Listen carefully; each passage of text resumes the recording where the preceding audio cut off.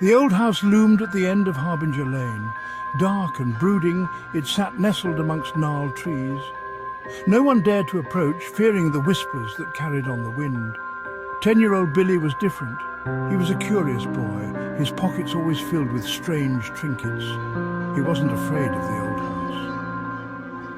One humid afternoon, Billy decided to explore. He cautiously approached the house, his heart pounding. The floorboards groaned under his weight. He tried the doorknob, locked. Billy circled the house, his fingers trailing along the rough stone.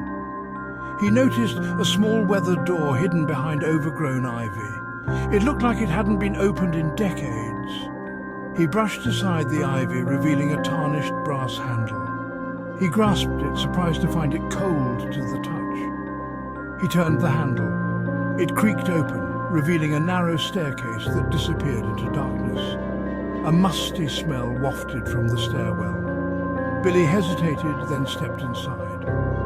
The air grew colder as he descended. The only light came from the faint glow of the setting sun filtering through the cracks. Billy reached the bottom of the stairs and found himself in a long, narrow hallway. Cobwebs hung from the ceiling and the air was thick with silence.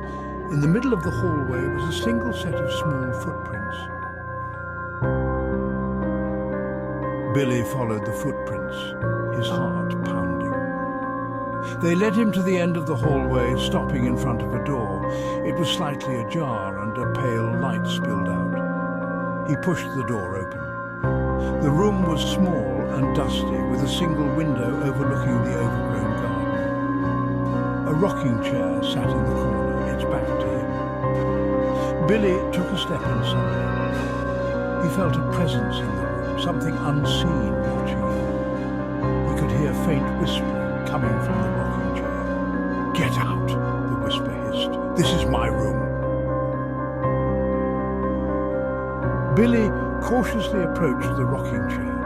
He ran his hand over the smooth wood of the armrest, noticing a small compartment hidden underneath. He pressed on the latch, and the compartment clicked open. Inside, he found a small, leather-bound diary, its pages yellowed with age. He picked it up, his fingers tingling with anticipation. He opened the diary and began to read. The diary belonged to a young girl named Sarah, who had lived in the house over 100 years ago. She wrote about her life in the house, her loneliness, and her fear of the forgotten room. She believed the room was haunted by the ghost of her younger brother, who had died under mysterious circumstances.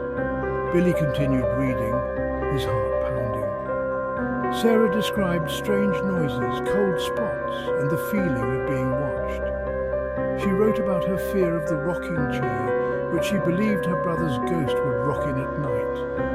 The last entry in the diary was dated July 13th, 1899. "I can't take it anymore," Sarah had written. "The whispers are getting louder, and I know he's coming for me. I'm going to run away tonight." Billy closed the diary, a cold shiver running down his spine. He knew he had to get out of the room. Billy rattled the doorknob, but it wouldn't budge. He was panicking now. He could hear the whispers again, louder this time, circling him, taunting him. He felt a cold hand on his shoulder and spun around to see nothing. He sank to the floor, his back against the wall, his eyes darting around the room. The shadows seemed to be closing in, and the whispering was growing louder. He closed his eyes, wishing he had never come to the old house. Suddenly the whispering stopped. Billy opened his eyes. The room was silent, but the air was thick with tension. He felt a presence in the room with him, something cold and malevolent. He slowly looked up. Standing in the doorway was a young boy, no older than Billy himself.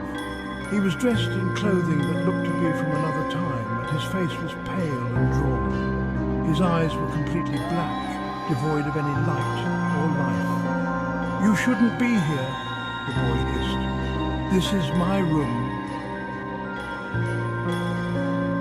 Billy scrambled backward, his heart pounding.